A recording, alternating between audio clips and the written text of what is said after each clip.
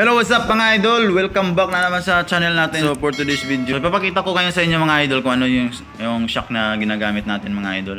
Doon kasi sa stock na shock na ginagamit natin, madali lang siyang lumuwa ng oil. Parang pumutok ata mga idol kasi dalawa kasi kami ng misis ko yung gumagamit ng motor. Lagi siya nagba-backride.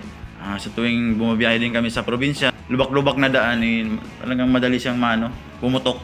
Yun mga idol, lumuwa ng oil yung sa loob.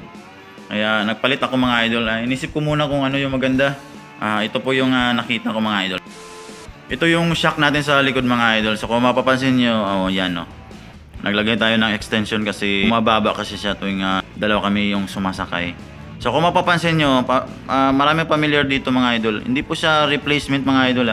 Stock yan siya ng XRM 125. So ito yung ginagamit ko na shock sa likod kasi maganda siya mag-play.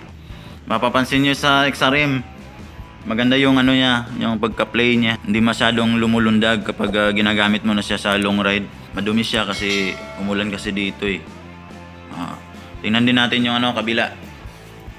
So parehas lang sila mga idol niya. Nabili ko lang ito mga idol sa sa kilala lang din. So nabili ko siya ng 2K.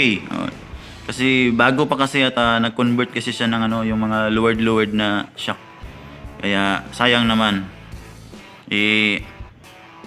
Timing naman na nasira yung stock natin, pinalitan ko na. Parang hindi naman ako lugi dito mga idol kasi bagong-bago siya Yan. Naglagay na ako ng extension. So ayan. So nasagot ko na yung mga tanong niyo mga idol. So yan po yung ginagamit natin para hindi masyadong malundag pag nag-long ride tayo. So hanggang dito na lang tayo mga idol. Sana may napulot naman kayong mga idea. So thank you po and God bless.